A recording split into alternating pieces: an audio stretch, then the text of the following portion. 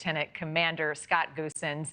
Thank you for being with us on the holiday. I so appreciate it. I lived a lot of years in Seattle. I always was excited for Seafair when the Blue Angels would come to town. I would hear you guys above, and you could feel it on the ground. What's it like, the thrill in the air to fly these jets? Well, good morning, Marni. Thanks for having me today. It is a thrill, just like you said. For myself, much like you, I saw the Blue Angels for the first time from the ground growing up in San Francisco. And every year, just like Seafair in Seattle, there's Fleet Week in San Francisco. So as a young kid, I got to look up and see those blue and gold jets flying around the bay. And I remember at the time thinking it was just the coolest job in the world. It was the one thing that stopped school.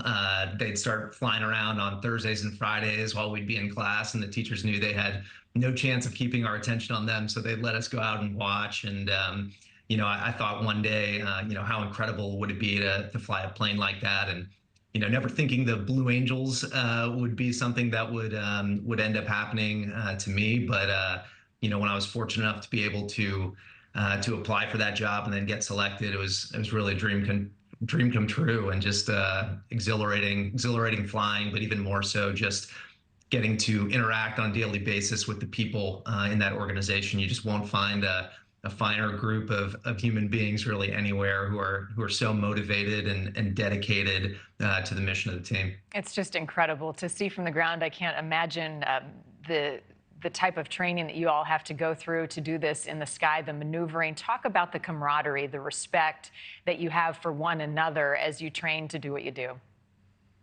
Yeah, absolutely. The Blue Angels is built on trust. That's the foundation of the team, and that starts early on. That starts in November, and from November to March, we build that trust. Not only training in Pensacola, but when we go to El Centro, California, and we're practicing 2 to 3 times a day, 6 days a week, and building up that trust, not only amongst the pilots, but amongst the support officers and the enlisted troops as well. Everyone's lives are really in each other's hands. We depend on our maintainers to give us great jets so that we can fly around and put on a safe demonstration for the American public. And in addition to that, the trust that you build up amongst the other 5 demo pilots, that starts early on. A lot of the images you see, we're flying pretty close together, but we're not flying that close at the beginning. That is a months and months long process that really takes the entire course of the season to get to the point where you're seeing us in those sets about 12 inches apart from each other at times while flying. Wow, it's amazing. I mean, such an orchestrated dance where every inch matters. This documentary looks incredible. I haven't seen it yet, but I will watch it. What do you hope people take away from it to see what you all are doing so close and personal? Absolutely. I think the documentary will be a fantastic tool to allow people who haven't been able to see the Blue Angels in person to be able to see them, through this documentary, whether that's in a movie theater near them or on their TV screen on Prime Video. But I really think, or what I hope it highlights, is not just the precision in the air, not just the jets, but really the teamwork and the 141 people that it takes to put this demonstration together. As I mentioned, it's an organization that's built on trust and accountability, and it's amazing what a group of people can do. Really, just ordinary people.